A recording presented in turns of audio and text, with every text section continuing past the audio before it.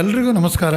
ಶಾಲಾ ಶಿಕ್ಷಣ ಮತ್ತು ಸಾಕ್ಷರತಾ ಇಲಾಖೆ, ಜಿಲ್ಲಾ ಶಿಕ್ಷಣ ಮತ್ತು ತರಬೇತಿ ಸಂಸ್ಥೆ ಮುನಿರಾಬಾದ್ ಕೊಪ್ಪಳ ಹಾಗೂ ಗ್ರಾಮೀಣ ಭಾರತಿ 90.4 FM ಸಂಯುಕ್ತ ಆಶ್ರಯದಲ್ಲಿ ಹಮ್ಮಿಕೊಂಡಿರುವ 21 ದಿನಗಳ ಓದುವ ಅಭಿಯಾನ ಸರಣಿ ಕಾರ್ಯಕ್ರಮ ರೇಡಿಯೋ ರೀಡ್ ಎ ಥಾನ್ ಈ ದಿನದ ಸಂಚಿಕೆಗೆ ತಮ್ಮೆಲ್ಲರಿಗೂ ಆತ್ಮೀಯ ಸ್ವಾಗತ. ನಾನು ನಿಮ್ಮ ಖಾದರ್ ಸಾಬ್ ಹುಲ್ಲೂರ್, ರಾಜ್ಯ ಮತ್ತು ರಾಷ್ಟ್ರ ಪ್ರಶಸ್ತಿ ಪುರಸ್ಕೃತರು, ಗಂಗಾವತಿ.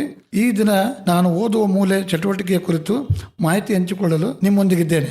ಓದುವ ಮೂಲೆ ಇದ್ರ ಬಗ್ಗೆ ಇವತ್ತು ಶೈಕ್ಷಣಿಕ ಇಲಾಖೆಯಲ್ಲಿ ಸಾಕಷ್ಟು ಚರ್ಚೆ ಇದೆ.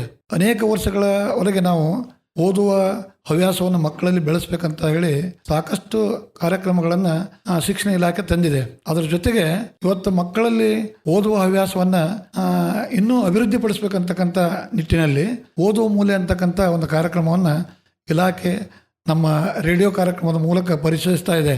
ಹಾಗೆಯೇ ಇವತ್ತು ಓದುವ ಮೂಲೆ ಅಂದರೆ ನಾವು ಶಾಲೆಗಳಲ್ಲಿ ಗ್ರಂಥಾಲಯಗಳನ್ನು ಮಾಡಿದ್ದೇವೆ, ಕಾಲೇಜುಗಳಲ್ಲಿ ಗ್ರಂಥಾಲಯಗಳನ್ನು ಮಾಡಿದ್ದೇವೆ.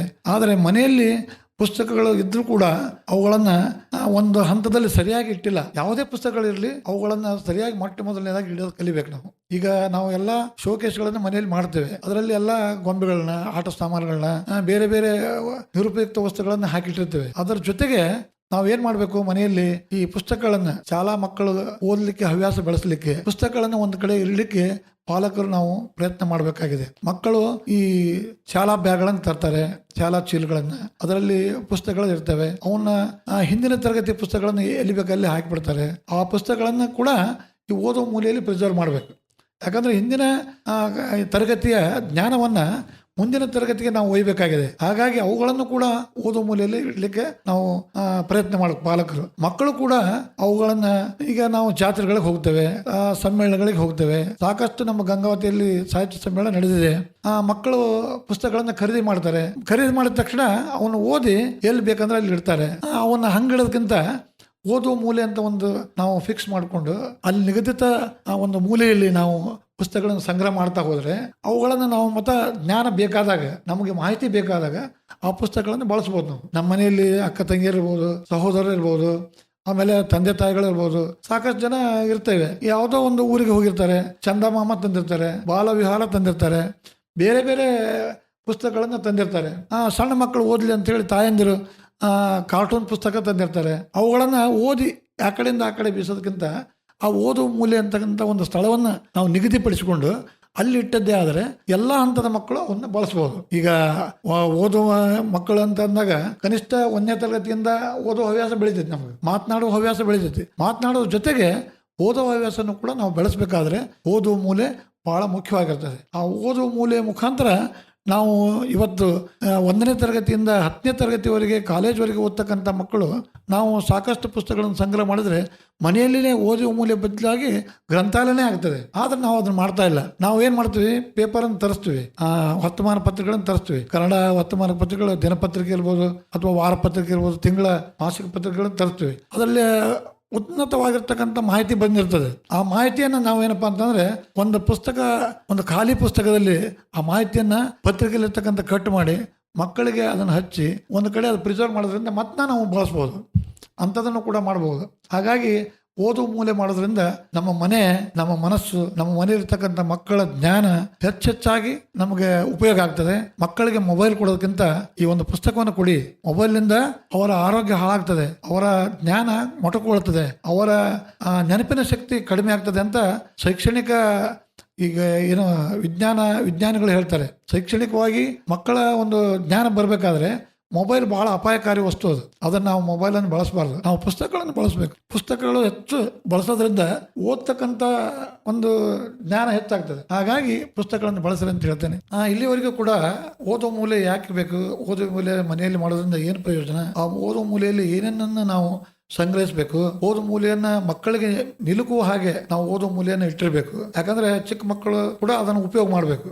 ಇವತ್ತು ನಾವು ಏನಾದರೂ ಅಡುಗೆ ಮನೆಯಲ್ಲಿ ವಸ್ತು ತಿನ್ನಕ್ ಬೇಕಾದ್ರೆ ಮಕ್ಕಳು ಏನ್ ಮಾಡ್ತಾರೆ, ಮೇಲೆ ಇದ್ರು ಕೂಡ ಒಂದು ಸ್ಟೂಲ್ ಇಟ್ಕೊಂಡು ಹತ್ತಿ ತಗೊಂತಾರೆ. ಹಾಗೆ ಗ್ರಂಥಗಳನ್ನು ಕೂಡ ಅವರು, ನಾವು ಹೇಳೋದೇ ಬೇಡ, ಅವರೇ ಅವುಗಳನ್ನು ಆಯ್ಕೆ ಮಾಡಿ ಕತೆ ಪುಸ್ತಕ, ಮತ್ತೆ ಕಾರ್ಟೂನ್ ಪುಸ್ತಕ, ಅಥವಾ ವಿಜ್ಞಾನಿಗಳ ಬಗ್ಗೆ ಇರ್ತಕ್ಕಂಥ ಪುಸ್ತಕ, ಅಥವಾ ಅವರು ಹಾಡಿನ ಬಗ್ಗೆ ಹೆಚ್ಚು ಅಭಿರುಚಿ ಇತ್ತಂದ್ರೆ ಹಾಡಿನ ಪುಸ್ತಕಗಳನ್ನ, ಇವತ್ತು ಸಾಹಿತಿಗಳ ಬಗ್ಗೆ ಅಭಿರುಚಿ ಇತ್ತಂದರೆ ಸಾಹಿತಿಗಳ ಬಗ್ಗೆ ಇರ್ತಕ್ಕಂಥ ಪುಸ್ತಕಗಳನ್ನು ಚಿಕ್ಕ ಚಿಕ್ಕ ಮಕ್ಕಳು ಓದ್ತಕ್ಕಂಥ ಪುಸ್ತಕಗಳನ್ನು ಆ ಓದು ಮೂಲೆಯಲ್ಲಿ ಇಡಬೇಕು. ಗ್ರಂಥಗಳನ್ನೆಲ್ಲ ಪುಸ್ತಕಗಳನ್ನ ಇಡಬೇಕು, ಚಿಕ್ಕ ಚಿಕ್ಕ ಪುಸ್ತಕಗಳನ್ನು. ಅವು ಮಕ್ಕಳು ಒಂದು 15-20 ನಿಮಿಷದಲ್ಲಿ ಓದ್ತಕ್ಕಂಥವು ಇರಬೇಕು. ಅವು ಅಂಥವು ಜ್ಞಾನಗಳನ್ನು ನಾವು ಸಂಗ್ರಹಿಸಿ ಇಟ್ಟಾಗ ಮಾತ್ರ ಅದು ಉಪಯೋಗ ಆಗ್ತದೆ. ಇವತ್ತು ಓದು ಮೂಲೆಯನ್ನು ತಮ್ಮ ಮನೆಯಲ್ಲಿ ಉತ್ತಮವಾಗಿ ನಿರ್ವಹಿಸಿರ್ತಕ್ಕಂಥ ಮಕ್ಕಳು ನನ್ನ ಜೊತೆಗಿದ್ದಾರೆ. ಅವ್ರನ್ನ ಸ್ವಲ್ಪ ಮಾತಾಡ್ಸೋಣ. ಆ ಪುಟ್ಟ ಮಕ್ಕಳು ಏನು ಹೇಳ್ತಾರೆ ಓದು ಮೂಲೆ ಬಗ್ಗೆ, ಅವ್ರ ಅಭಿಪ್ರಾಯ ಏನಿದೆ, ಮನೆಯಲ್ಲಿ ಯಾವ ರೀತಿ ಮಾಡಿದ್ದಾರೆ, ಅವರು ಯಾವ ಪುಸ್ತಕಗಳನ್ನು ಮನೆಯಲ್ಲಿ ಸಂಗ್ರಹ ಮಾಡಿದ್ದಾರೆ, ಅವುಗಳ ಉಪಯೋಗವನ್ನು ಯಾವ ರೀತಿ ಮಾಡಿದ್ದಾರೆ, ಅವರು ಮಾಡಿ ಬೇರೆ ಗೆಳತಿಯರಿಗೆ ಮತ್ತು ಸ್ನೇಹಿತರಿಗೆ ಯಾವ ರೀತಿ ಮಾಡ್ಬೇಕಂತ ಅವ್ರಿಗೆ ಮಾರ್ಗದರ್ಶನ ಮಾಡಿದ್ದಾರೆ. ಅವ್ರನ್ನ ಸ್ವಲ್ಪ ಮಾತಾಡ್ಸೋಣ. ಮಕ್ಕಳೇ, ನಿಮಗೆಲ್ಲ ಕಾರ್ಯಕ್ರಮಕ್ಕೆ ಸುಸ್ವಾಗತ.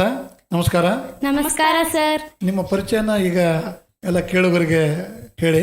ನನ್ನ ಹೆಸರು ಜಿ ಕಾವ್ಯ. ನಾನು 8ನೇ ತರಗತಿಯಲ್ಲಿ ಓದುತ್ತಿದ್ದೇನೆ. ನಮ್ಮ ಶಾಲೆ ಹೆಸರು ಬಾಲಕಿಯರ ಸರಕಾರಿ ಮಾದರಿ ಹಿರಿಯ ಪ್ರಾಥಮಿಕ ಶಾಲೆ ಗಂಗಾವತಿ. ನನ್ನ ಹೆಸರು ಆಲಿಯಾ. ನಾನು 8ನೇ ತರಗತಿಯಲ್ಲಿ ಓದುತ್ತಿದ್ದೇನೆ. ನಮ್ಮ ಶಾಲೆಯ ಹೆಸರು ಸರ್ಕಾರಿ ಮಾದರಿಯ ಹಿರಿಯ ಪ್ರಾಥಮಿಕ ಶಾಲೆ ಗಂಗಾವತಿ. ಈಗ ಕೇಳುಗರ ಪರವಾಗಿ ನಿಮ್ಮೆಲ್ಲರಿಗೂ ಮತ್ತೊಮ್ಮೆ ಸುಸ್ವಾಗತವನ್ನು ಕೊಡ್ತಾ ಇದ್ದೇನೆ. ಮತ್ತು ಈಗ ನೀವು ಕಾರ್ಯಕ್ರಮ ಓದುವ ಮೂಲೆ ಅದಕ್ಕೆ ಆಗಮಿಸಿದಿರಿ. ನೀವು ಮನೆಯಲ್ಲಿ ಯಾವ ರೀತಿಯಾಗಿ ಓದುವ ಮೂಲೆಯನ್ನು ಮಾಡಿದ್ದೀರಿ, ಅದರ ಉಪಯೋಗ ಯಾವ ರೀತಿಯಾಗಿ ದಿನ ಮಾಡ್ತಾ ಇದ್ದೀರಿ, ಅದ್ರ ಬಗ್ಗೆ ಒಬ್ಬೊಬ್ಬರೇ ನಮ್ಮ ಕೇಳುಗರಿಗೆ ಮಾಹಿತಿಯನ್ನು ನೀಡಬೇಕು. ಮೊಟ್ಟ ಮೊದಲನೇದಾಗಿ ಜಿ ಕಾವ್ಯ. ನಮ್ಮ ಮನೆಯಲ್ಲಿ ಕಪಾಟ್ನಲ್ಲಿ ಓದುವ ಮೂಲೆ ಪುಸ್ತಕವನ್ನು ಇಡುತ್ತೇವೆ. ನಾನು 30 ಪುಸ್ತಕಗಳನ್ನು ಓದುವ ಮೂಲೆಯ ಪುಸ್ತಕ ಇಡುತ್ತೇನೆ. ಓದುವ ಮೂಲೆ ಪುಸ್ತಕದಲ್ಲಿ ಯಾವ್ಯಾವ ಪುಸ್ತಕಗಳನ್ನು ಇಟ್ಟಿದೆಯಾ ಮಾತಾನು? ಕತೆ ಪುಸ್ತಕ, ವಿಜ್ಞಾನಿಯರ ಪುಸ್ತಕ ಮತ್ತು ಇಂದಿನ ತರಗತಿಯಲ್ಲಿ ಪುಸ್ತಕ, ವ್ಯಾಕರಣ ಪುಸ್ತಕ ಮತ್ತು ಮುಂತಾದ. ಈ ಓದುವ ಮೂಲೆಯನ್ನು ಮಾಡ್ಬೇಕಂತ ಹೇಳಿ ನಿಮ್ಮ ಮನೆಯಲ್ಲಿ ಹೇಳಿದಾಗ ನಿಮ್ಮ ಮನೆಯವರು ನಿನಗೆ ತಂದೆ ತಾಯಿಗಳು ಸಪೋರ್ಟ್ ಮಾಡಿದ್ರ? Yes sir. ಈಗ ನಿನಗೆ ಓದುವ ಮೂಲೆಯನ್ನು ಮಾಡಿದೆಯಲ್ಲ, ಈಗ ಟೀಚರ್ ಯಾರಾದರೂ ಶಾಲೆಯಲ್ಲಿ ನೀನು ಹೇಳಿದ್ರ ಮಾಡಂತ? ಎಸ್ ಸರ್, ನಮ್ಮ ಪೂರ್ಣಿಮಾ ಮಿಸ್ ಹೇಳಿದ್ರು ಸರ್. ಪೂರ್ಣಿಮಾ ಮಿಸ್ಗೆ ಧನ್ಯವಾದಗಳು ಹೇಳೋಣ. ಮತ್ತು ಈಗ ನೀನು ಓದುವ ಮೂಲೆಯಲ್ಲಿ ಇರ್ತಕ್ಕಂಥ ಪುಸ್ತಕಗಳಲ್ಲಿ ಅಚ್ಚುಮೆಚ್ಚಿನ ಪುಸ್ತಕ ಯಾವ್ದು ನಿನಗೆ? ವಿಜ್ಞಾನಿಯರ ಪುಸ್ತಕ sir. CV. Raman. CV. Raman ಅವ್ರಿಗೆ ಬಗ್ಗೆ ಬಹಳ ಉತ್ಸಾಹ ಇದೆಯಲ್ಲ ನೀವು ಓದಲಿಕ್ಕೆ. ಆ ವಿಜ್ಞಾನಿಗಳು ಏನನ್ನು ಕಂಡುಹಿಡಿದ್ರಮ್ಮ? ರಾಮನ್ ಎಫೆಕ್ಟ್ ಅನ್ನು ಕಂಡುಹಿಡಿದ್ರು. ರಾಮನ್ ಎಫೆಕ್ಟ್. ಬಣ್ಣ 7 ಬಣ್ಣಗಳಿಂದ ಬಿಳಿಯ ಬಣ್ಣ ಆಗಿದೆ. ಹೌದಾ? ಒಳ್ಳೆಯದು, ತುಂಬ ಧನ್ಯವಾದ. ಮತ್ತು ನೀನು ಓದೋ ಮೂಲೆಯನ್ನು ಉಪಯೋಗ ಮಾಡ್ತಾ ಇದೆಯಲ್ಲ, ನಿನಗೆ ಅದರಿಂದ ಏನು ಪ್ರಯೋಜನ ಆಗಿದೆ? ಪ್ರಯೋಜನ ಆಗಿದೆ ಸರ್. ಅದ್ರ ಓದುವುದರಿಂದ ನಮ್ಮ ಜ್ಞಾನ ಹೆಚ್ಚುತ್ತಾ, ನಮ್ಮ ಜ್ಞಾನ ಹೆಚ್ಚುತ್ತೆ ಮತ್ತು ಇನ್ನೂ ಹೆಚ್ಚು ಓದ್ಬೇಕಂತಕ್ಕಂಥ ಅಭಿರುಚಿ ಬೆಳೀತದೆ, ಉತ್ಸಾಹ ಬೆಳೀತದೆ. ಆ ಓದೋ ಮೂಲೆಯಲ್ಲಿ ನೀನು ಹಿಂದಿನ ತರಗತಿ ಪುಸ್ತಕಗಳನ್ನ ಇಟ್ಟಿದ್ದೀನ ಅಂತ ಹೇಳಿದೆ. ಅವನ್ನ ಯಾಕೆ ಇಟ್ಟಿದ್ಯಾ ಹಿಂದಿನ ತರಗತಿ ಪುಸ್ತಕಗಳನ್ನ? ಅವು ಮುಂದೆ ಯೂಸ್ ಆಗುತ್ತೆ, ಮುಂದೆ ಉಪಯೋಗ ಆಗ್ತದೆ. ಅದ್ರಲ್ಲಿರ್ತಕ್ಕಂಥ ಪದ್ಯಗಳನ್ನ ಅವನ್ನೆಲ್ಲ ನೋಡ್ಲಿಕ್ಕೆ ಬರ್ತದೆ. ನೋಡಿ ಮಕ್ಕಳೇ, ನಮ್ಮ ಜಿ ಕಾವ್ಯ ಚೆನ್ನಾಗಿ ಎಲ್ಲ ಓದು ಮೂಲೆಯನ್ನ ಮನೆಯಲ್ಲಿ ನಿರ್ವಹಿಸಿದ್ದಾಳೆ. ಮತ್ತೆ ಈ ಓದು ಮೂಲೆಯನ್ನು ನೀನು ಒಬ್ಬಳ ಉಪಯೋಗ ಮಾಡ್ತೀಯ ಮನೆಯಲ್ಲಿ? ಇಲ್ಲ ಸರ್, ನಮ್ಮ ಅಕ್ಕ ತಂಗಿಯರು ಯೂಸ್ ಮಾಡ್ತಾರೆ. ನಿಮ್ಮ ಅಕ್ಕ ಅಂದ್ರೆ ಎಷ್ಟನೇ ತರಗತಿ ಓದ್ತಾಳು? ಆಕೆ 9th ಓದ್ತಾಳೆ. ಆಕೆಗೆ ಕೂಡ ಆಕಿನ ಕೆಲವು ಪುಸ್ತಕಗಳನ್ನ ಅಲ್ಲಿ ಓದು ಮೂಲೆಯಲ್ಲಿ ಇಟ್ಟಿದ್ದಾಳ. ನೀನು ಯಾವುದಾದ್ರೂ ಜಾತ್ರೆ ಅಥವಾ ಈ ಸಾಹಿತ್ಯ ಸಮ್ಮೇಳನಗಳಿಗೆ ಅಲ್ಲೆಲ್ಲ ಹೋದಾಗ ಆ ಪುಸ್ತಕಗಳನ್ನ ಕಂಡ್ರೆ ಖರೀದಿ ಮಾಡ್ತೀಯಲ್ಲ? ಮಾಡಿದ್ಯಾ? ಎಷ್ಟು ಪುಸ್ತಕಗಳನ್ನ ಖರೀದಿ ಮಾಡಿದ್ಯಾ? ಒಂದು ಪುಸ್ತಕ. ಯಾವ್ದು ಹೇಳಿ ನೋಡೋಣ. ಇದು ವಿಜ್ಞಾನದ ಬೆಳಕು. ನೋಡಿ ಮಕ್ಕಳೇ, ಎಲ್ಲಾದ್ರೂ ನೀವು ಹೋದಾಗ ಜಾತ್ರೆಗೆ, ಸಾಹಿತ್ಯ ಸಮ್ಮೇಳನಗಳಿಗೆ, ಯಾವುದೋ ಬುಕ್ ಶಾಲೆಗೆ ಹೋದಾಗ ನೀವು ಬೇರೆ ಬೇರೆ ಆಟಿಕೆ ಸಾಮಾನುಗಳ ಜೊತೆಗೆ ಪುಸ್ತಕಗಳನ್ನು ಕೂಡ ಖರೀದಿ ಮಾಡಬೇಕು. ಯಾಕಂದರೆ ಚಿಕ್ಕ ಮಕ್ಕಳು ಹೆಚ್ಚೆಚ್ಚು ಓದ್ತಾ ಇದ್ದರೆ ಅವ್ರಿಗೆ ಹೆಚ್ಚು ಜ್ಞಾನ ಮುಂದಿನ ತರಗತಿಗಳಿಗೆ, ಮುಂದಿನ ಜೀವನಕ್ಕೆ ಉಪಯೋಗ ಆಗ್ತದೆ ಅಂತ ಹೇಳ್ತಾ, ಈಗ ಎರಡನೇ ಮಗು, ಇನ್ನೊಂದು ಮಗುವನ್ನು ಮಾತಾಡ್ಸೋಣ. ಹೇಳಮ್ಮ, ನೀನು ಓದು ಮೂಲೆಯನ್ನು ಮಾಡಿದೆಯಲ್ಲ ಮನೆಯಲ್ಲಿ, ನಿನಗೆ ಯಾರು ಮಾಡಂತ ಹೇಳಿದ್ರು ಓದು ಮೂಲೆನ? ನಮ್ಮ ಮಿಸ್ ಪೂರ್ಣಿಮಾ ಮಿಸ್ ಹೇಳಿದ್ರು. ಒಳ್ಳೇದು. ಈಗ ನೀವು ಇಬ್ಬರು ಒಂದೇ ಕ್ಲಾಸಾ? Yes sir. 8ನೇ ತರಗತಿ ಓದ್ತಾ ಇದ್ದೀರಾ? ಪೂರ್ಣಿಮಾ ಮಿಸ್ ಯಾವ ಸಬ್ಜೆಕ್ಟ್ ತೊಗೊಂಡಿದ್ದಾರೆ? Maths sir. ಮ್ಯಾಥ್ಸ್ ತೊಗೊಂಡಿದ್ದಾರೆ. ಮ್ಯಾಥ್ಸ್ ತೊಗೊಂಡವ್ರು ಮತ್ತೆ ಈ ಓದೋ ಮೂಲೆ ಮಾಡಂತ ಹೆಂಗೆ ಹೇಳಿದ್ರು? Class miss. Very good. Class miss ಇದ್ದಾರೆ, ಓದೋ ಮೂಲೆಯನ್ನು ಮಾಡ್ರಿ, ಓದೋದ್ರಿಂದ ನಿಮ್ಗೆ ಜ್ಞಾನ ಹೆಚ್ಚಾಗುತ್ತೆ ಅಂತ ಹೇಳಿದ್ದಾರೆ. ನಿಮ್ಮ ಮನೆಯಲ್ಲಿ ಯಾವ ರೀತಿ ಸಪೋರ್ಟ್ ಮಾಡಿದ್ರು? ಹೇಳಿದ್ರು ಸರ್, ಒಪ್ಕೊಂಡು ಮಾಡ್ರಿ, ನಿಂದು ಜ್ಞಾನ ಹೆಚ್ಚುತ್ತೆ ಅಂತ ಹೇಳಿದ್ರು. ಪಾಲಕರಿಗೆ ಧನ್ಯವಾದ ಹೇಳೋಣ. ಯಾಕಂದರೆ ಎಲ್ಲ ಪಾಲಕರು ಕೂಡ ಈಗ ಮಕ್ಕಳು ಶಾಲೆಗೆ ಹೋಗಿ ಬಂದ ತಕ್ಷಣ ಮನೆಯಲ್ಲಿ ಪಾಠ ಏನು ಹೇಳಿದ್ದಾರೆ ಶಾಲೆಯಲ್ಲಿ ಅಂತ ಕೇಳ್ತಾ ಇಲ್ಲ, ಏನು ಓದಿದೆಯಾ ಅಂತ ಕೇಳ್ತಾ ಇಲ್ಲ, ಮಕ್ಕಳು ಹೋಗಿ ಹೇಳ್ತಾ ಇಲ್ಲ. ಯಾಕಂದರೆ ಇವತ್ತು ಏನಾಗಿದೆ ಅಂತಂದರೆ ಪರಿಸ್ಥಿತಿ, ಶಾಲೆಯಲ್ಲಿ ಓದಿರ್ತಕ್ಕಂಥದ್ದನ್ನು ಮಕ್ಕಳು ಮನೆಯಲ್ಲಿ ಪಾಲಕರು ಹೇಳ್ಬೇಕಂದ್ರೂ ಕೂಡ ಪಾಲಕರಿಗೆ ಪುರ್ಸೊತ್ತಿಲ್ಲ. ಆ ರೀತಿ ಇದೆ ಈ ಪರಿಸರ.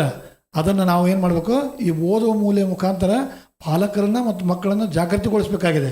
ಹಾಗಾಗಿ ಇವತ್ತು ಈಗ ಆಲಿಮಾ ಹೇಳಿದಾಳೆ, ಅವರ ಪಾಲಕರು, ತಂದೆ ತಾಯಿಗಳು ಮತ್ತು ಅವರ ಸಹೋದರ ಸಹೋದರಿಯರು ಮನೆಯಲ್ಲಿ ಚೆನ್ನಾಗಿ ಓದುವ ಮೂಲೆ ಮಾಡಮ್ಮ, ನಾವು ಸಪೋರ್ಟ್ ಮಾಡ್ತೀವಿ ಅಂತ ಹೇಳಿದಾಳೆ.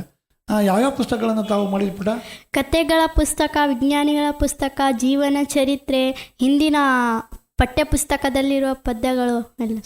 ಮತ್ತೆ ಯಾವ ಪುಸ್ತಕಗಳನ್ನು ಖರೀದಿ ಮಾಡಿದೆಯಾ? ಮತ್ತು ನಾವು ಸಾಹಿತ್ಯ ಸಮ್ಮೇಳನದಲ್ಲಿ ಹೋದಾಗ ಗೆಲೆಲಿಯೋ ಗೆಲೆಲಿ ಅಂತ ಒಂದು ಪುಸ್ತಕ ಖರೀದಿ. Very good, very good. ತುಂಬ ಧನ್ಯವಾದಗಳು. ನೋಡಿ, ನಮ್ಮ ಆಲಿಯಾ ಸಾಹಿತ್ಯ ಸಮ್ಮೇಳನ, ತಾಲೂಕು ಮಟ್ಟದ ಸಾಹಿತ್ಯ ಸಮ್ಮೇಳನ ಗಂಗಾವತಿಯಲ್ಲಿ ನಡೆದಾಗ ಮತ್ತೆ ಒಂದು ಪುಸ್ತಕವನ್ನು ಖರೀದಿ ಮಾಡಿದಂತೆ. ಹೀಗೆ ತಾವು ಕೇಳುಗರು ಏನು ಮಕ್ಕಳಿದ್ದೀರಿ ಕರ್ನಾಟಕದಲ್ಲಿ, ಎಲ್ಲ ಮಕ್ಕಳು ಕೂಡ ಎಲ್ಲಾದರೂ ಹೋದಾಗ ಪುಸ್ತಕಗಳನ್ನು ಪ್ರೀತಿಸ್ರಿ, ಪುಸ್ತಕಗಳನ್ನು ಖರೀದಿ ಮಾಡಲಿಕ್ಕೆ ಹೆಚ್ಚು ನೀವು ಆಸಕ್ತಿ ತೋರಿಸ್ರಿ. ನೋಡ್ರಿ, ಗೆಲಿಲಿಯೋ ಅಂತಕ್ಕಂಥ ಪುಸ್ತಕನ ಖರೀದಿ ಮಾಡಿದ್ದಾರೆ. ಅದು ಓದಿಯಮ್ಮ? ನೀನು ಓದಿದ್ಯಾ? ಐಸಾಕ್ ನ್ಯೂಟನ್ ಓದಿನಿ. ಐಸಾಕ್ ನ್ಯೂಟನ್ ಓದಿಯಾ? ಐಸಾಕ್ ನ್ಯೂಟನ್ ಏನು ಕಂಡು ಹಿಡಿದ್ರು ಅವರು? ಭೂಮಿಗೂ ಗುರುತ್ವಾಕರ್ಷಣೆ ಶಕ್ತಿ ಇದೆ ಎಂದು ಹೇಳಿದರು ಸರ್. ಹೌದಾ? ಭೂಮಿಗೆ ಗುರುತ್ವಾಕರ್ಷಣ ಶಕ್ತಿ ಇದೆ ಅಂತಕ್ಕಂಥದ್ದನ್ನ ಐಸಾಕ್ ನ್ಯೂಟನ್ ಅವರು ಹೇಳಿದ್ರು ಅಂತ ಹೇಳಿ ಈ 8ನೇ ತರಗತಿ ಮಗು ಹೇಳ್ತಾ ಇದೆ. ಇವತ್ತು ಪುಸ್ತಕ ಓದಿದ್ರೆ ಮಾತ್ರ ಹೇಳಲಿಕ್ಕೆ ಬರ್ತದೆ, ಪುಸ್ತಕ ಓದಲಿಲ್ಲ ಅಂದ್ರೆ ಹೇಳಕ್ಕೆ ಬರೋಲ್ಲ. ಇವತ್ತು ನೋಡ್ರಿ, ಗೆಲಿಲಿಯೋ ಪುಸ್ತಕ ತೊಗೊಂಡಿನಿ ಅಂತೇಳ, ಹಿಂದಿನ ತರಗತಿ ಪುಸ್ತಕಗಳಲ್ಲಿ ಪದ್ಯಗಳನ್ನು ನಾನು ಗಟ್ಟಿ ಮಾಡೀನಿ ಅಂತ ಹೇಳ್ತಾಳ. ಹೀಗೆ ಪುಸ್ತಕದ ಸಂಗಾತಿ ನಾವಿದ್ದರೆ ನಾವೆಲ್ಲದನ್ನೂ ಕೂಡ ಕಲಿಬೋದು. ಈಗ ಆಲಿಯಾ, ಇನ್ನೊಂದು ಪ್ರಶ್ನೆ. ಈಗ ನಿಮ್ಮ ಟೀಚರು ತರಗತಿ ಶಿಕ್ಷಕರು ಅಂತ ಹೇಳಿದೆ ಪೂರ್ಣಿಮಾ, ಅವ್ರು ಮತ್ತೆ ಏನೇನು ನಿಮಗೆ ಸಪೋರ್ಟ್ ಮಾಡಿದ್ರು ಓದು ಮೂಲೆಗೆ? ಅವ್ರು ಭಾಳ ಸಪೋರ್ಟ್ ಮಾಡಿದರು. ನೀವು ತಿಳ್ಕೊಳ್ಳಾರ್ದ ವಿಷಯಗಳನ್ನು ಓದುವ ಮೂಲೆಯಲ್ಲಿ ಇಟ್ಟು ಒಳ್ಳೆ ಒಳ್ಳೆ ವಿಷಯಗಳನ್ನು ತಿಳ್ಕೊಬೋದು ಅಂತ ಹೇಳಿ. Very good, very good. ಒಳ್ಳೆ ಚೆನ್ನಾಗಿ ಹೇಳಿದ್ದಾರೆ. ಅವ್ರಿಗೂ ಕೂಡ ನಿಲಯದ ಧನ್ಯವಾದಗಳನ್ನು ಹೇಳೋಣ. ಈಗ ನೀನು ಆ ಸಪೋರ್ಟ್ ಮಾಡಿದ್ಮ್ಯಾಗ ಎಷ್ಟು ಪುಸ್ತಕಗಳನ್ನು ಇಟ್ಟಿದ್ದೀಯಮ್ಮ? ಅಂದಾಜು 25 ಪುಸ್ತಕ. ಈಗ ಮುಂದೆ ನೀನು ಇವತ್ತಿನವರೆಗೂ 25 ಪುಸ್ತಕಗಳನ್ನು ನೀನು ಸಂಗ್ರಹ ಮಾಡಿದೀಯಾ. ಮುಂದೆ ಎಷ್ಟು ಪುಸ್ತಕಗಳನ್ನು ಸಂಗ್ರಹ ಮಾಡ್ಬೇಕಂತ ಗುರಿ ಇದೆ? ಸರ್, ನಾನು 40-50. 40ಕ್ಕಿಂತ ಹೆಚ್ಚು ಪುಸ್ತಕಗಳನ್ನು ನೀನೇನಪ್ಪ ಅಂದ್ರೆ ಸಂಗ್ರಹ ಮಾಡ್ಬೇಕಂತಕ್ಕಂಥ ಗುರಿ ಇದೆ. ಈಗ ಬರೀ ಕೇವಲ ನೀನು ವಿಜ್ಞಾನಿಗಳ ಮತ್ತು ಏನು ನಾವು ಸಾಹಿತಿಗಳ, ಆಮೇಲೆ ಸ್ವತಂತ್ರ ಹೋರಾಟಗಾರರ ಪುಸ್ತಕಗಳನ್ನು ಸಂಗ್ರಹ ಮಾಡೋದ್ರ ಜೊತೆಗೆ ಮತ್ತಿನ್ನು ಬೇರೆ ಯಾವ ರೀತಿಯ ಪುಸ್ತಕಗಳನ್ನು ನೀನು ಸಂಗ್ರಹ ಮಾಡ್ಬೇಕಂತ ಮಾಡ್ಕೊಂಡಿದ್ಯಾ? ಸರ್, ಗಾಂಧೀಜಿಯವರು ಹೋರಾಡಿದ್ದ ಜಲಿಯನ್ ವಾಲಾಬಾಗ್ ಹತ್ಯಾಕಾಂಡ, ಅದು ಪುಸ್ತಕ ಖರೀದಿ ಮಾಡಬೇಕು. Very good, very good. ಯಾಕಮ್ಮ ಜಾಲಿಯನ್ ಹತ್ಯಾಕಾಂಡ ಪುಸ್ತಕನ ಖರೀದಿ ಮಾಡ್ಬೇಕಂತ ನಿನಗೆ ಬಯಕೆ ಆಗಿದೆ? ಸರ್, ಅದ್ರ ಬಗ್ಗೆ ಭಾಳಷ್ಟು ಮಾಹಿತಿಯನ್ನು ತಿಳ್ಕೊಬೇಕಂತ ಭಾಳ. ಒಳ್ಳೇದಮ್ಮ. ಆ ಜಾಲಿಯನ್ ಹತ್ಯಾಕಾಂಡ ಅದು ನಡೆದಂಥ ದುರಂತವನ್ನು ನಾವು ನೋಡೋದಕ್ಕಿಂತ ಪುಸ್ತಕ ಓದೋದ್ರಿಂದ ಹೆಚ್ಚು ನಾವು ಮಾಹಿತಿಯನ್ನು ನಾವು ಪಡಿಬೋದು. ಒಳ್ಳೆಯದು. ತುಂಬ ತುಂಬ ಧನ್ಯವಾದ. ಭಾಳ ಖುಷಿ ಅನ್ನಿಸ್ತು. ಕೇಳುಗರೆ, ನೋಡಿ ಮಕ್ಕಳೇ, ಇಂಥ ಮಕ್ಕಳು ಇಲ್ಲಿ ನಮ್ಮ ಗಂಗಾವತಿಯ ಒಂದು ಶಾಲೆಯಲ್ಲಿ ಇಷ್ಟೊಂದು ತರಗತಿ ಶಿಕ್ಷಕರಿಂದ ಮತ್ತು ಅಲ್ಲಿರ್ತಕ್ಕಂಥ ಶಿಕ್ಷಕರಿಂದ, ಮುಖ್ಯೋಪಾಧ್ಯಾಯರಿಂದ ಎಲ್ಲ ಮಾಹಿತಿಯನ್ನು ಪಡ್ಕೊಂಡು ಪ್ರೇರೇಪಿತರಾಗಿ ತಮ್ಮ ಮನೆಯಲ್ಲಿ ಓದುವ ಮೂಲೆಯನ್ನು ಮಾಡಿದ್ದಾರೆ. ನೀವು ಓದುವ ಮೂಲೆ ಬಳಸೋದ್ರ ಜೊತೆಗೆ ನೀವು ಮೊಬೈಲನ್ನು ಬಳಸ್ತೀರಾ? ಇಲ್ಲ ಸರ್, ನಾವು ಮೊಬೈಲ್ ಜಾಸ್ತಿ ಬಳಸಲ್ಲ. ಇವತ್ತು ಸ್ವಾತಂತ್ರ್ಯೋತ್ಸವ, ರಿಪಬ್ಲಿಕ್ ಡೇ ದಿವಸ ಒಂದೆರಡು ಮಾತಾಡೋದಕ್ಕೆ ಅಷ್ಟೇ ನಾವು ಬಳಸ್ತೀವಿ. ನೋಡಿ, ಓದುವ ಮೂಲೆಯಿಂದ ಭಾಷಣಕ್ಕೆ ಉಪಯೋಗ ಆಗ್ತಕ್ಕಂಥ ಮಾಹಿತಿಯನ್ನು ಮಗು ಸಂಗ್ರಹ ಮಾಡ್ತಾ ಇದೆ. ಮಾಹಿತಿಗಳನ್ನು ಇವತ್ತು ನಾವು ಶಾಲಾ ಮಟ್ಟದಲ್ಲಿ ಅನೇಕ ಜಯಂತಿಗಳನ್ನು ಮಾಡ್ತೇವೆ. ನಾವು ಈಗ ಡಾಕ್ಟರ್ BR ಅಂಬೇಡ್ಕರ್ ಅವ್ರ ಜಯಂತಿ ಮಾಡ್ತೀವಿ, ಗಾಂಧಿ ಜಯಂತಿಯವ್ರು ಮಾಡ್ತೀವಿ, ಮಕ್ಕಳ ದಿನಾಚರಣೆ ಮಾಡ್ತೀವಿ. ಮಾಡ್ತೀರಿಲ್ಲ? ಸಾಕಷ್ಟು ದಿನಾಚರಣೆಗಳನ್ನು ಮಾಡ್ತೀರಿ. ನಿಮ್ಗೆ ಈ ಓದೋ ಮೂಲೆ ಯಾವ ದಿನಾಚರಣೆ ಮಾಡಲಿಕ್ಕೆ ಅನುಕೂಲ ಆಗಿದೆ? ಯಾವ ದಿನಾಚರಣೆಗೆ ಭಾಷಣಕ್ಕೆ ತಯಾರಿ ಮಾಡಲಿಕ್ಕೆ ಅನುಕೂಲ ಆಗಿದೆ? ಸ್ವಾತಂತ್ರ್ಯೋತ್ಸವ, ರಿಪಬ್ಲಿಕ್ ಡೇ, ಪ್ರಜಾರಾಜ್ಯೋತ್ಸವ ಅಥವಾ ಗಣರಾಜ್ಯೋತ್ಸವ, ಸ್ವಾತಂತ್ರ್ಯ ದಿನೋತ್ಸವ, ಇದರ ಬಗ್ಗೆ ನಿನಗೆ ಶಾಲೆಯಲ್ಲಿ ಸ್ಪರ್ಧೆ ಇಟ್ಟಾಗ ಭಾಷಣಕ್ಕೆ ತಯಾರಿ ಮಾಡಲಿಕ್ಕೆ ಇದು ಓದುವ ಮೂಲೆ ನಿನಗೆ ಉಪಯೋಗ ಆಗಿದೆ. ನೀನು ಹೇಳಮ್ಮ ಜಿಕಾವ, ನಿನಗೆ ಯಾವ ರೀತಿ ಉಪಯೋಗ ಆಗಿದೆ? ನೀನು ಈಗ ಓದುವ ಮೂಲೆಯನ್ನು ಉಪಯೋಗ ಮಾಡಿಕೊಂಡು ಭಾಷಣ ತಯಾರಿಯನ್ನು ಮಾಡಿಕೊಂಡು ಅಂತ ಆರ್ಯ ಹೇಳಿದ್ದಾಳೆ. ನೀನು ಯಾವ ರೀತಿ ಉಪಯೋಗ ಮಾಡ್ಕೊಂಡಿ ಅದನ್ನು? ಓದುವ ಮೂಲೆ ನಾನು ಫೋನ್ನಾಗ ಯಾವನ್ನ ಭಾಷಣ ಬರ್ಕೊಂಡು ಓದುವ ಮೂಲೆ ಪುಸ್ತಕದಲ್ಲಿ ಇಡ್ತೀನಿ. ಮಾಡಿದೆಯಾ? ಯಾವಾಗ ಗಣರಾಜ್ಯೋತ್ಸವ, ಸ್ವಾತಂತ್ರ್ಯ ದಿನಾಚರಣೆ ಅವಾಗ ಬಂದಾಗ ಅದು ಓದೋಕ್ಕೆ ಯೂಸ್ ಆಗುತ್ತೆ. ಓದೋ ಮೂಲೆ ಯೂಸ್ ಆಗುತ್ತೆ. ಈಗ ಶಾಲೆಯಲ್ಲಿರ್ತಕ್ಕಂಥ ಗ್ರಂಥಾಲಯನ ಕೂಡ ಬಳಸ್ತೀರಾ ಇಲ್ಲ? ಎಸ್, ಬಳಸ್ತೀರಲ್ಲ? ನಿಮಗೊಂದು ಗ್ರಂಥಾಲಯ ಅವಧಿ ಇರ್ಬೇಕಲ್ಲ, ಪೀರಿಯಡ್ ಇರ್ಬೇಕಲ್ಲ, ಗ್ರಂಥಾಲಯ ಪೀರಿಯಡ್ ಇರ್ಬೇಕಲ್ಲ. ಎಸ್ ಇದೆ. ಆ ಗ್ರಂಥಾಲಯದಲ್ಲಿ ಅಂದಾಜು ಎಷ್ಟು ನಿಮ್ಮ ತರಗತಿಯಲ್ಲಿ ವಿದ್ಯಾರ್ಥಿಗಳು ಅಷ್ಟು ಉಪಯೋಗ ಮಾಡ್ತಾರೆ ಅಥವಾ ಕೆಲವೊಂದು ವಿದ್ಯಾರ್ಥಿಗಳು ಅಷ್ಟೇ ಮಾಡ್ತಾರೆ? ಅಷ್ಟು ಉಪಯೋಗ ಮಾಡ್ತೀವಿ ಸರ್. ಒಳ್ಳೇದು, ಧನ್ಯವಾದಗಳು. ನೋಡಮ್ಮ, ಈ ಗ್ರಂಥಾಲಯ ಪೀರಿಯಡ್ ಇದ್ದಾಗ ಗ್ರಂಥಗಳನ್ನು ನೀವು ಯಾವ್ದು ಬೇಕು ಅದನ್ನು ಆಯ್ಕೆ ಮಾಡಿಕೊಂಡು ಅದನ್ನು ಓದಿ ಏನಪ್ಪ ಅಂದ್ರೆ ಬಿಡಬಾರ್ದು. ಅದರಲ್ಲಿ ಮಾಹಿತಿನ ಒಂದು ನೋಟ್ಬುಕ್ನಲ್ಲಿ ಸಂಗ್ರಹ ಮಾಡಿ ನೀವು ಇಟ್ಕೋಬೇಕು. ಇಟ್ಕೊಂಡು ಅದನ್ನು ಏನಪ್ಪ ಅಂದ್ರೆ ಮುಂದಿನ ದಿನಮಾನಗಳಲ್ಲಿ ಅಥವಾ ನಿಮ್ಮ ತರಗತಿಯಲ್ಲಿ ಯಾವುದೋ ವಿಷಯ ಬಂದಾಗ ಅವುಗಳಿಗೆ ಪೂರಕವಾಗಿ ಉಪಯೋಗ ಮಾಡಬೇಕು. ಈಗ ಗಣಿತ ಪುಸ್ತಕಗಳನ್ನು ನೀವು ಓದೋ ಮೂಲೆಯಲ್ಲಿ ಇಟ್ಟಿರಲ್ಲ? Yes sir. ಇಟ್ಟಿರಲ್ಲ. ಆ ಗಣಿತ ಪುಸ್ತಕ ಇಟ್ಟಿರಲ್ಲ, ಅದು ಈಗ ಗಣಿತ ಹೇಳ್ತಕ್ಕಂಥ ಶಿಕ್ಷಕರು ಗಣಿತ ಹೇಳಿದ ಮೇಲೆ, ಯಾವುದೋ ಲೆಕ್ಕಗಳನ್ನು ಹೇಳಿದ ಮೇಲೆ ಅವನ್ನ ನೀವು ಉಪಯೋಗ ಮಾಡ್ತಾರಲ್ಲ? Yes sir. ಯಾವುದರ ತಿಳಿಲಿಲ್ಲ ಅಂತಂದ್ರೆ ಒಳ್ಳೇದು. ಈಗ ಸಾಹಿತ್ಯಗಳ ಬಗ್ಗೆ ಪುಸ್ತಕನ ಸಂಗ್ರಹ ಮಾಡಿ ಅಂತ ಹೇಳಿದ್ವು ಒಂದು ಮಗು. ಯಾವ ಸಾಹಿತ್ಯಗಳ ಬಗ್ಗೆ ಉಪಯೋಗ ಮಾಡಿ? ಸಾಹಿತ್ಯಗಳು, ಕವಿಗಳು, ಕುವೆಂಪು, ನಮ್ಮ ರಾಷ್ಟ್ರ ಕವಿ ಕುವೆಂಪು ಮಾಸ್ತಿ ಬಗ್ಗೆ. Venkatesh Iyengar, U R Ananthamurthy. ಒಳ್ಳೇದು. ನೀನೇ ಯಾವ ಸಾಹಿತ್ಯಗಳ ಸಂಗ್ರಹ ಮಾಡಿದ್ಯಾ? ನಾನು ಅವ್ರ ಪುಸ್ತಕ ಸಂಗ್ರಹ. ಇನ್ನು ಬೇರೆ ಬೇರೆ ಸಾಹಿತ್ಯಗಳ ಪುಸ್ತಕಗಳನ್ನ ಸಂಗ್ರಹ ಮಾಡ್ರಿ.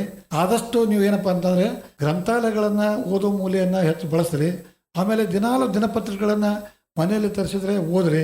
ಇಲ್ಲ ನಿಮ್ಮ ಶಾಲೆಯಲ್ಲಿ ದಿನಪತ್ರಿಕೆಗಳನ್ನು ತರಿಸ್ತಾರೆ, ಅವುಗಳನ್ನು ಓದಿ. ಕೇಳಿ ಮಕ್ಕಳೇ, ಈ ಎರಡೂ ಮಕ್ಕಳು ಕೂಡ ಸಾಕಷ್ಟು ಇಲ್ಲಿವರೆಗೆ ನನ್ನ ಜೊತೆಗಿದ್ದು ಮಾಹಿತಿಗಳನ್ನು ಹಂಚಿಕೊಂಡಿದ್ದಾರೆ.